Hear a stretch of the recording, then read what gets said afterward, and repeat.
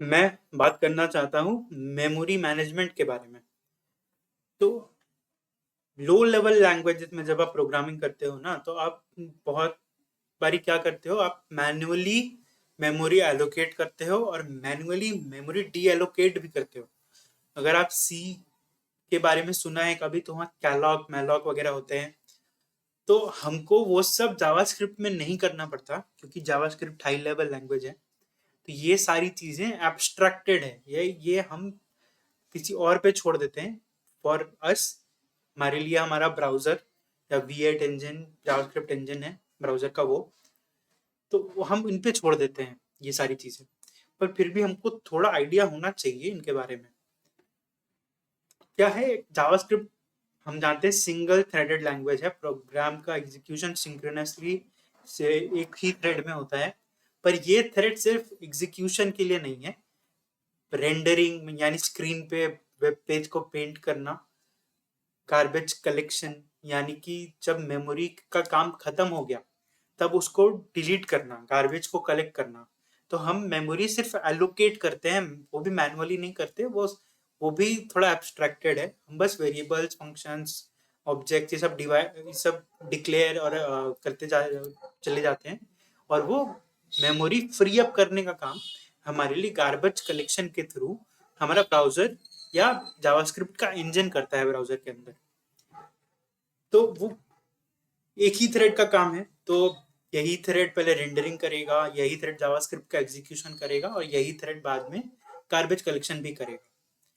क्या होता है, ब्राउजर्स को एक टारगेट सेटिस्फाई करना होता है, वो है फ्रेम्स का, कि एक सेकंड में आपका ब्राउजर या आपका स्क्रीन कितनी बार रिफ्रेश हो रहा है, ताकि आपको एक स्मूथ एनिमेशन या स्मूथ जो भी आप चेंजेस करना चाह रहे हो वो मिल सके।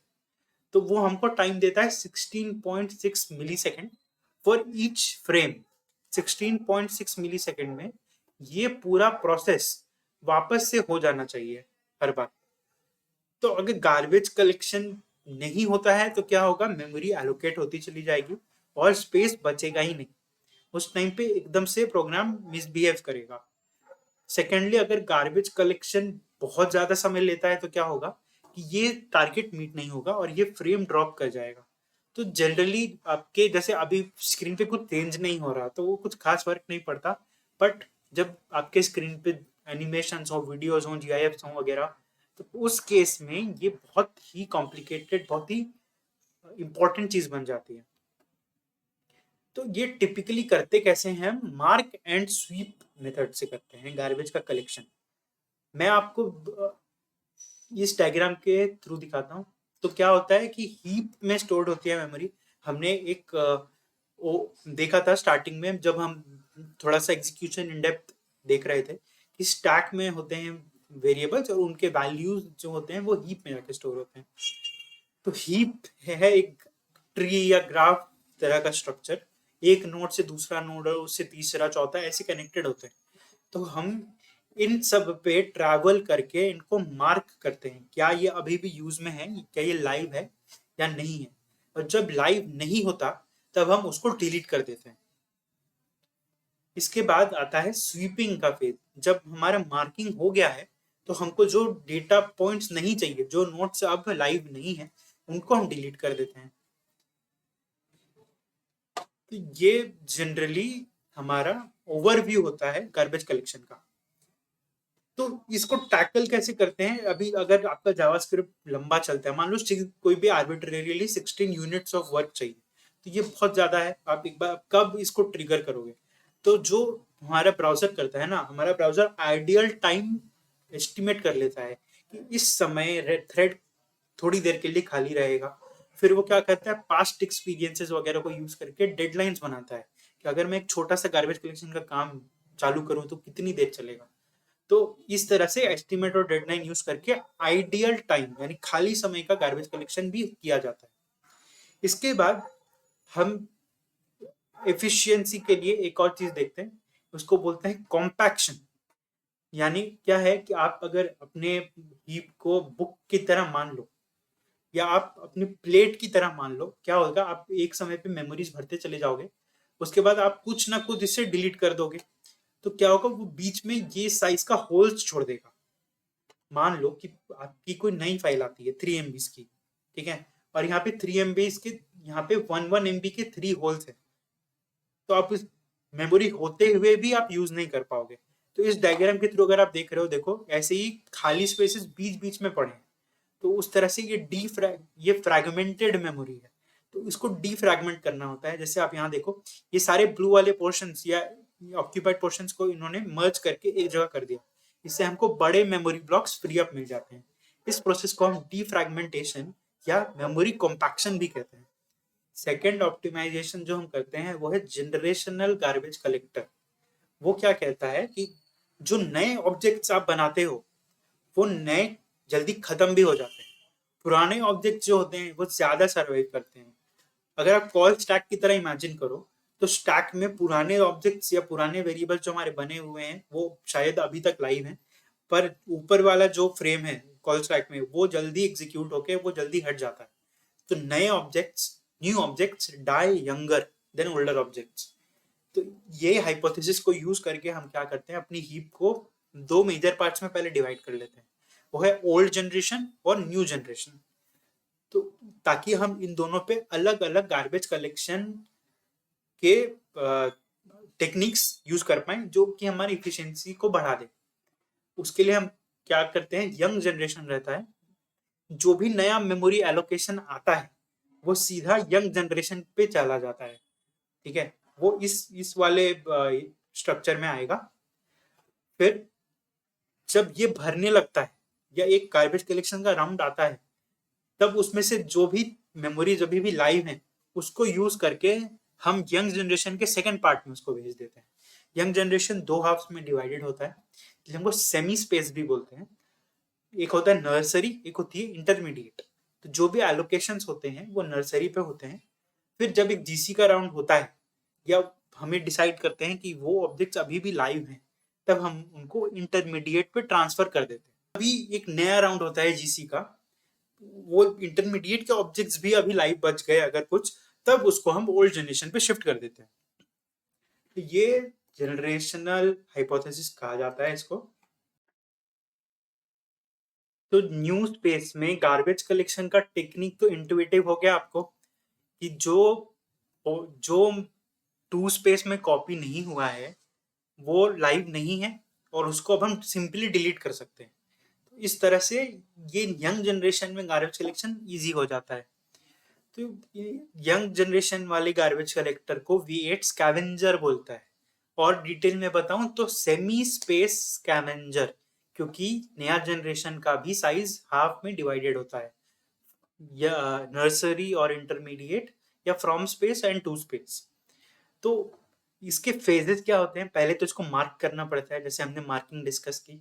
उसके बाद ये इवैक्यूएट करता है एक स्पेस से दूसरी स्पेस में। उसके बाद जो भी रिलेवेंट पॉइंटर्स थे, अभी इन देखो आप नए ऑब्जेक्ट्स हैं, तो इसके या तो स्टैक से पॉइंटर आ सकता है सीधा, या तो ओल्ड जनरेशन से किसी पुराने ऑब्जेक्ट से इस पे पॉइंटर आ सकता है। तो जब मेमोरी लोकेशन मूव करोगे, तब आपको उस पॉइंटर को भी अपडेट करना पड़ेगा। तो ये 3 फेजेस यूज करके न्यू जनरेशन में स्कैवेंजिंग की जाती है। और आप देख रहे हो जैसे कि हम इवैक्यूएट करते हैं, वो by default on the fly compact भी कर देता है हमारा मेमोरी स्पेस। जो ओल्ड जनरेशन होता है, ओल्ड जनरेशन को full mark compact and sweep करने की जरूरत पड़ती है। ये अचीव कैसे होता है, जो फुल जनरेशन होता है वो वो बेस्ड होता है फ्री लिस्ट्स पे। तो आपके जो हीप्स हैं वो पेजेस में डिवाइडेड है। अब सिंपली इमेजिन करो जैसे बुक्स पेजेस में डिवाइडेड होते हैं। उसके बाद फ्री लिस्ट मेंटेन करता है बाय साइज, कि आपके मेमोरी ब्लॉक्स कौन से पेज में कितने अवेलेबल हैं। फॉर एग्जांपल 1 MB का ब्लॉक यहाँ पे इस पेज में है, 2 MB का यहाँ है, फलाना XYZ, जहाँ जहाँ पे उस पेजेस रहते हैं। ये फ्री लिस्ट्स होते हैं जो ये मेंटेन करते हैं। तो जब भी कोई ओल्ड मेमोरी स्पेस में एलोकेशन होता है, वो जाके फ्री लिस्ट को कंसल्ट करता है कि मैं कहाँ जाऊँ, फिर फ्री लिस्ट उसे असाइन करता है।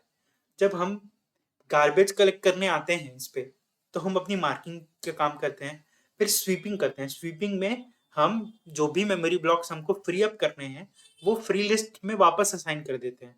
और फिर कॉम्पैक्शन करते हैं ताकि बड़े मेमोरी ब्लॉक्स अवेलेबल रहें। ओरिनको ओरिनोको का बेसिक फिलॉसफी ये है कि उसको जैंक वगैरह कम करना है, जीसी बहुत अच्छा करना है, पर इसको करने के लिए वो क्या करता है, मेन थ्रेड से काम डेलीगेट कर देता है। जो हमने अभी तक डिस्कस किया वो सिंगल थ्रेड में तो हो रहा है, पर क्या है, हम गार्बेज कलेक्शन को आज के दिन ऐसा यूटिलाइज कर सकते हैं कि वो वर्कर थ्रेड्स या एक्स्ट्रा थ्रेड्स लेकर साइड बाय साइड भी कुछ आउटपुट दे पाए। तो इसके जनरल 3 अप्रोचेस होते हैं। एक होता है पैरेलल, जहाँ मेन थ्रेड में तो काम होता ही है, पर वो बाकी थ्रेड्स में भी डिवाइड हो जाता है। तो मान लो आपको 10 यूनिट का काम करना था, तो आपने और थ्रेड्स लेके 10/3 10/3 10/3 का काम कर लिया। ये होता है पैरेलल।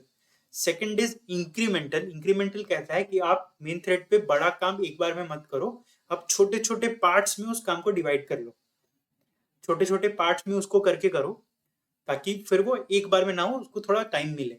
और तीसरा होता है कंकरेंट। कंकरेंट बोलता है कि आप मेन थ्रेड पे वो पूरा ही काम मत करो, आप पूरा का पूरा काम वर्कर थ्रेड्स को डेलीगेट कर दो। देखो ये तीनों सुनने में तो बहुत अच्छे लगते हैं, सारा प्रॉब्लम सॉल्व हो जाता है, पर ये नए प्रॉब्लम्स भी इंट्रोड्यूस करते हैं। जहां आप नए थ्रेड्स को इंट्रोड्यूस कर रहे हो, नए थ्रेड्स को यूज कर रहे हो, तो वहां उनको सिंक भी करना पड़ता है। क्या होता है, वरना रेस कंडीशन, इंटरलॉकिंग, वो एक दूसरे के काम लेने लग जाते हैं, फिर वो रिडंडेंट हो जाता है। तो इनके सेट ऑफ चैलेंजेस कुछ ऐसे हैं कि इनको काम बताना पड़ता है वर्क लिस्ट वगैरह बना के, ताकि वो एक दूसरे के काम ना ले लें। फिर इनको एंड में सिंक भी करना पड़ता है साथ में। और ये रेस कंडीशंस वगैरह वगैरह बहुत सारी प्रॉब्लम्स होती हैं जब आप एक्स्ट्रा थ्रेड्स में काम करते हो। पर अब जब आप इंक्रीमेंटल या कंकरेंट करते हो, तो एक और प्रॉब्लम होती है। वो क्या है कि आपका JavaScript execution side by side चल रहा है, वो रुका नहीं है। तो आप जो काम कर रहे हो वो मे बी इरेलीवेंट हो जाए, क्योंकि किस तरह से हीप चेंज होगा यू डोंट नो। तो ये प्रॉब्लम्स को सॉल्व करते हुए आपको ये अप्रोचेस यूज करने पड़ेंगे, अगर आपको मेन थ्रेड पे काम कम करना है तो फाइनली V8 करता क्या है, V8 करता है आपके लिए स्कैवेंजिंग के लिए पूरी तरह पैरेलली। तो वो 7 worker threads plus 1 main thread, वो 8 थ्रेड्स यूज करता है, ताकि वो ये सारा काम को डिवाइड करके जल्दी जल्दी खत्म कर पाए। स्कैवेंजिंग ऐसे भी थोड़ी फास्ट होती है। और जो मेन गार्बेज कलेक्शन है, मेजर गार्बेज कलेक्शन जो है वो ओल्ड स्पेस पे, उसके लिए वो मार्किंग कंकरेंटली करता है। ठीक है, वो इंक्रीमेंटली क्या करेगा, थोड़ी थोड़ी मार्किंग करता चला जाएगा। इंक्रीमेंटल वे में कंकरेंट मार्किंग करता है, हर थोड़ी देर में छोटे स्टेप्स में मार्किंग स्टेप्स देता है। फिर मेन थ्रेड स्वीपिंग के लिए भी कंकरेंटली काम करता है। फिर फाइनली सबको सिंक करते हुए एक बार वापस चेक करता है और वो कॉम्पैक्ट कर देता है। तो ये है गार्बेज कलेक्शन का ओवरव्यू। इसमें और भी बहुत सारे छोटे बड़े इंपॉर्टेंट टॉपिक्स आते हैं। फॉर एग्जांपल आपका try colour markings, pointer updations पे काफी कुछ है। ये सब मैं इसमें कवर नहीं करूंगा, मैं आपको एक ओवरव्यू देना चाहता था। तो डिफरेंस कहाँ बना आपके ओल्ड जनरेशन और न्यू जनरेशन में, वहां पे आपको जरूर कॉस्ट पड़ती है, एक बार एलोकेट डी एलोकेट करने के लिए एक सिंगल कॉस्ट पड़ती है। पर जावास्क्रिप्ट में क्या होता है कि आपका लाइफ जितना रहता है उसके हिसाब से आपको वो टैक्स देना पड़ता है। जितना सर्वाइविंग डेटा होता है उसके ऊपर वो टैक्स देना पड़ता है। कॉपी कर रहे हो आप एक स्पेस से दूसरे स्पेस पे, पॉइंटर अपडेट्स कर रहे हो आप, सिंक कर रहे हो अलग अलग थ्रेड्स को, तो ये भी एक टोल लेते हैं। बट ओवरऑल ये आज के दिन V8 ओरिनोको के थ्रू बहुत अच्छा परफॉर्मेंस दे देता है इनको।